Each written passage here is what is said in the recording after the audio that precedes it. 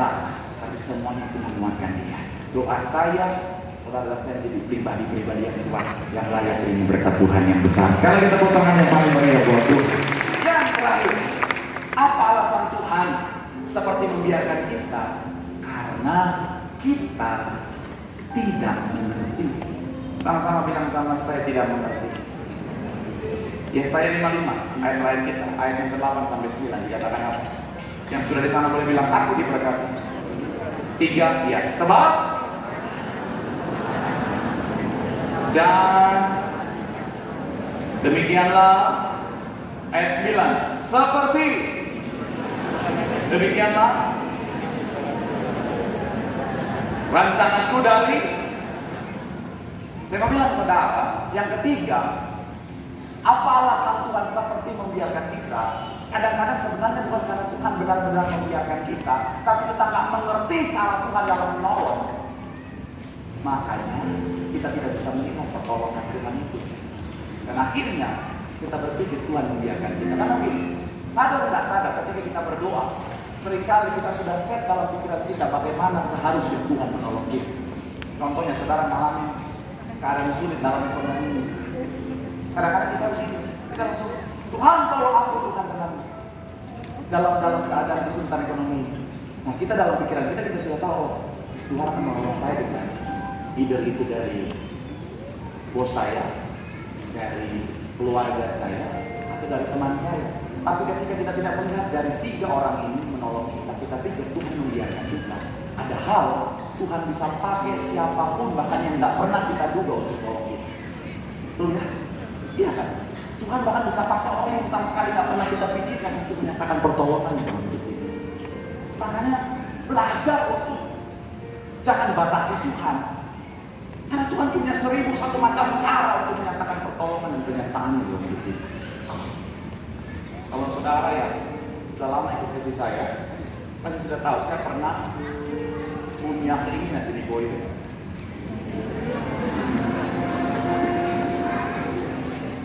Ya, memang itu memalukan sekali saudara.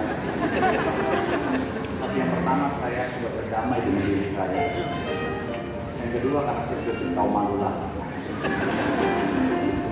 Jadi saya pernah punya cita-cita, keinginan itu apa, jadi boy band. Dan pada saat itu saudara, ada satu stasiun TV yang mengadakan audisi boy band. Dan kalau menang, jadi ini agensi Korea bikin di salah satu stasiun TV, kalau menang berangkat ke Korea. Nah waktu itu saya udah Tiberias keras lah. Udah mulai melayani. Udah Tiberias keras. Itu kalau dibuka dada saya tulisan Tiberias. Betul. Kalau tulisan belakangnya Betos I love. Di sini ambut buye.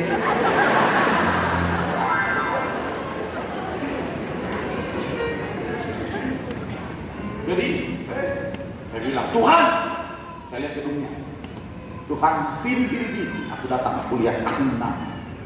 Karena Tiberias garis keras, saya bawa nyurap di satu gedung, saya rapi malam.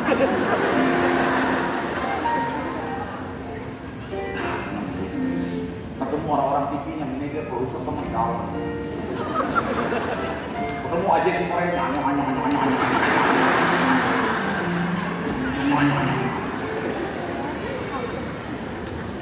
Dan akhirnya masuk final.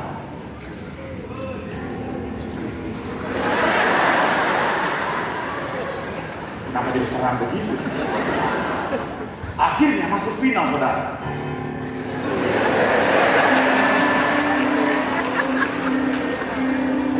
Memang pemain keyboard kalau kebanyakan nonton sinetron azab tuh begitu.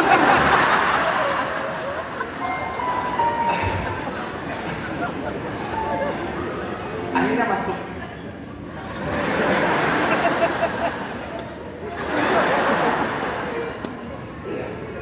Tetapi di final itu justru kalah.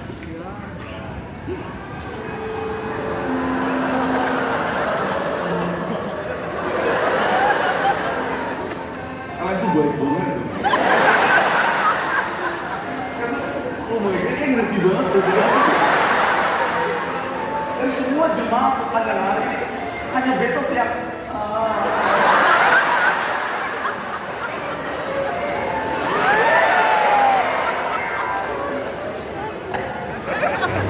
ada bapak-bapak najis.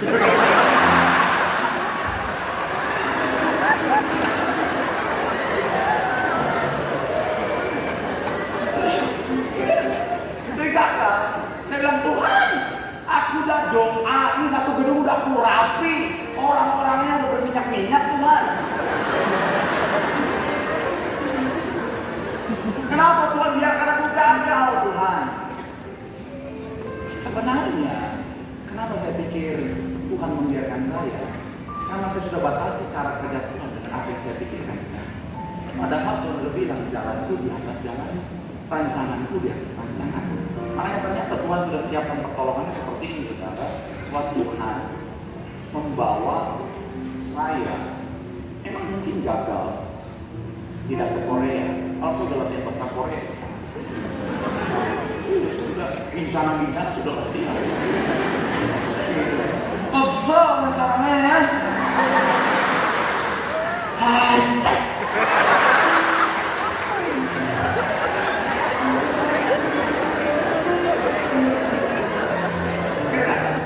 Drakor gitu kan.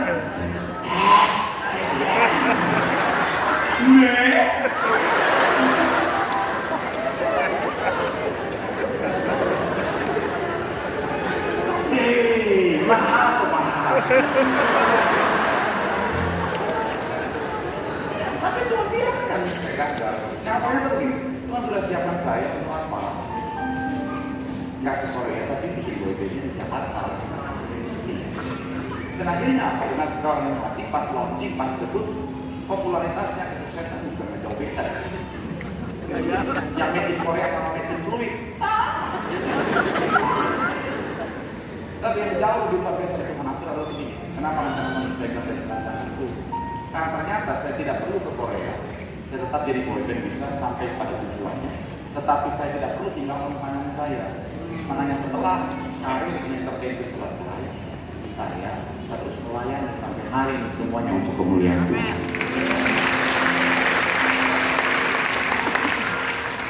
Jadi makanya kalau Tuhan sepertinya membiarkan, percayalah, Tuhan itu bukan Tuhan yang diam. Dia punya 1001 macam cara menolong kita. Walaupun kita nggak ngerti, belajar untuk tetap percaya. Kamu satu tahun masa sedikit ada satu kesaksian singkat saudara yang saya rindu bagian saudara adalah ada satu yang saya pengen banget punya mobil saudara. Saya pengen banget bisa punya mobil pada saat itu, dan pada saat itu saya sadar kemampuan saya belum mampu, dan ada sebuah mall di daerah Jakarta Barat. Saya nggak usah sebut nama mall, cukup sebut saja dia CL saudara.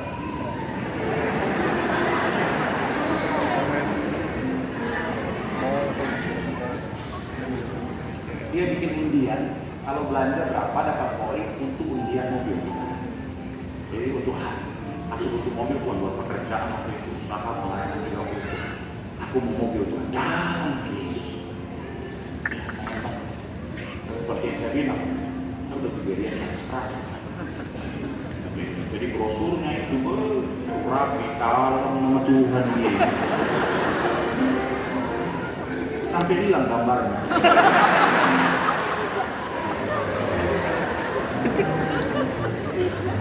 Saya punya iman pindah dari brosur ke garasi. Belum pernah kulihat iman sebesar itu di antara orang Tibet. Terus kan mobil itu ditaruh di mall. Taruh di mall di tengah-tengahnya. Setiap hari saya datang. Setiap hari.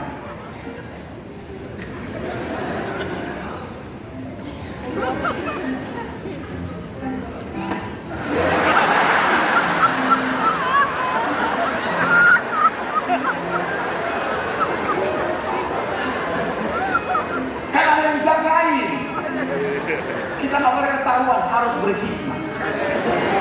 Jadi di tengah-tengah kan banyak orang lihat jadi.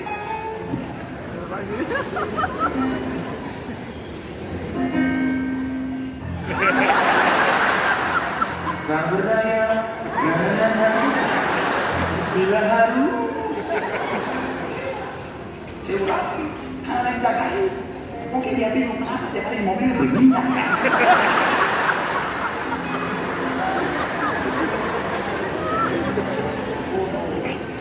Tibalah hari hana, saudara. Pas hari hana maunya ramenya bukan main. Rame banget. Ternyata banyak banget yang pengen satu mobil itu, saudara. Karena lantai paling tinggi, lantai 5, saudara, dari atas saya boleh. Kalau saya ada yang juga tumpang tangan, saya udah nomor ini. Saya nggak boleh kalah. Oh. Dan ketika nomor itu diputar, dan ketika keluar,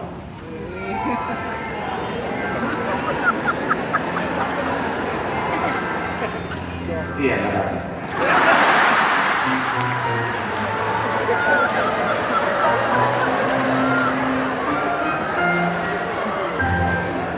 Ini cerita saya kenapa saudara ketawa? Sampai Tuhan, kenapa Tuhan membiarkan aku gagal menang dia dari itu? Saya rasa Tuhan kok membiarkan aku ya? Tapi ternyata begini saudara, Tuhan bukan membiarkan saya, tapi Tuhan nolong saya dengan cara yang berbeda. Tuhan tidak membuat saya menang dalam undian itu, tapi Tuhan berkati pekerjaan saya, usaha saya, bisnis saya, sehingga saya bisa membeli mobil sendiri tanpa harus menang undian itu.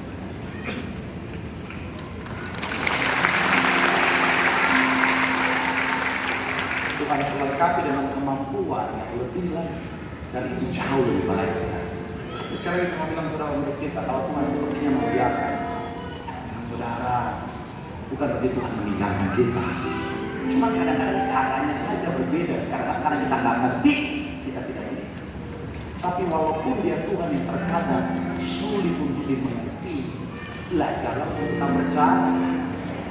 Bilang sekali lagi saudara, Tuhan yang menuntut setiap kita harus semuanya mengerti jalan Tuhan. Yang Tuhan mau, kita selalu percaya bahwa jalan Tuhan pasti yang terbaik.